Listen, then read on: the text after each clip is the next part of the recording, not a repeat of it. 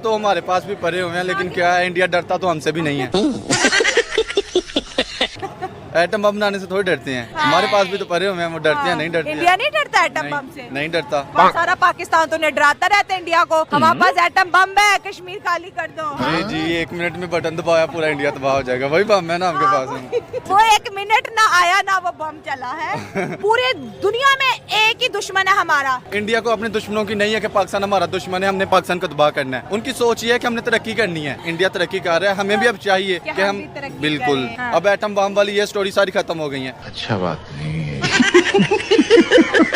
India जो है वो चाइना के साथ जो है दिवाली के इस त्योहार पर मिठाइयाँ डिस्ट्रीब्यूट कर रहा है। फौजी उन्होंने अपनी अपनी हटा ली है वहाँ से। यहूद और नसारा मतलब कुफार कभी मुसलमानों के दोस्त हो ही नहीं सकते। आ गया एक और भिखारी। तो इस वजह से देखें जो कुफार है वो आपस में मिलकर मुसलमानों के खिलाफ कोई ना कोई प्लानिंग करते ही रहते हैं। बहुत लंबी लंबी प्लानिंग करके मुसलमानों को किसी न किसी तरीके से ज़ेर करने की वो कर रहे हैं। मेरा नहीं ख्याल कि ये इंडिया या कोई हमारे जो दूसरे हमसाय ममालिक हैं वो ये चाहेंगे कि हमारे साथ उनके ताल्लुकात बेहतर हों, क्योंकि उनकी पॉलिसीज हमेशा मुसलमानों के अगेंस्ट और मुसलमानों को कुचलने की ही चलती रहती हैं। कुत्ते की तुम 12 साल नली में रखो फिर भी टेढ़ी की टेढ़ी ये है वो।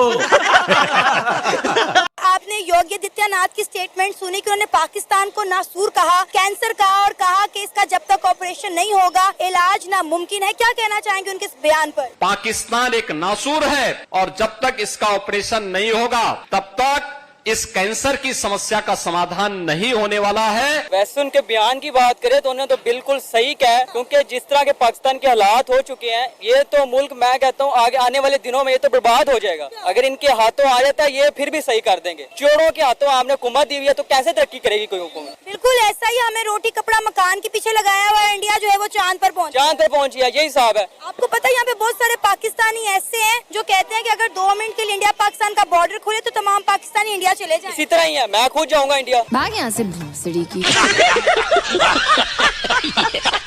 सऊदी अरेबिया में हम देख रहे हैं कि महाभारत जो है वो पढ़ाई जा रही है, गीता जो है वो उनके करिकुलम में जो है वो शामिल कर दी गई है। और अगर हम बात करें यूएई की तो आपने देखा है कि पिछले साल कितना बड़ा हिंदू मंदिर जो है वो यूएई के अंदर खोला गया है। क्या चल रहा है रे? क्या चल रहा है? तेरा चल रहा है? नहीं, मुझे तो बदबू आ रही है। ये देखिए ये कोई अच्छी बात नहीं है हम मुस्लिम्स के लिए। वैसे शर्मनाक है कि हमारे मुस्लिम हिंदुओं की सपोर्ट कर रहे हैं, हालांकि वो हमारे कितनी वो कर रहे हैं। मैं ये नहीं कि हिंदुओं के खिलाफ हूँ, बच्चों को आप कुरान शरीफ इतने नहीं पढ़ा रहे जितने आप गीता रामायण तो इस तरह की चीजें पढ़ा रहे हैं। तो आपके गुर्दे में क्यों दर्द हो रहा है? हमारा ये नहीं है, आपने पढ़ाना है हमारे नबी पाक सल्लल्लाहु अलैहि वसल्लम की शख्सियत पढ़ाएं। आप उनको इतने हाई लेवल पे जाके सपोर्ट कर रहे हो, ये तकलीफ होती है। जली ना, तेरी भी जली ना।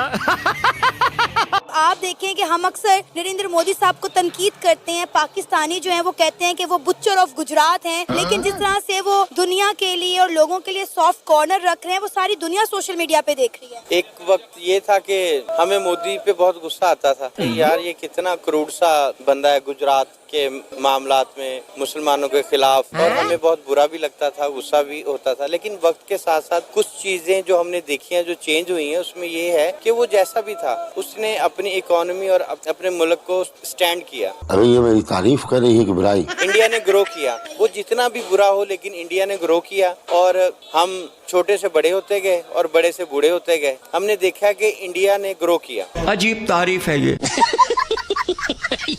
पहले इंडिया ने कहा कि हम इंडियंस को पाकिस्तान नहीं भेजेंगे, अब चाइना ने ये बात बोल दी है। चाइना ने कहा हमारे ना सिटीजन्स की जान को खतरा है। अब इससे आगे क्या रह गया है? वो तो अभी चाइना वाले को तो छोड़ो, क्या अभी कोई भी बैरूनी मुल्क वाला होएगा ना, यहाँ पर पहले तो आएगा नहीं, अगर आएगा भी तो पहले अपना बंदोबस्त करेगा चीज का, मरने के लिए और किस चीज का?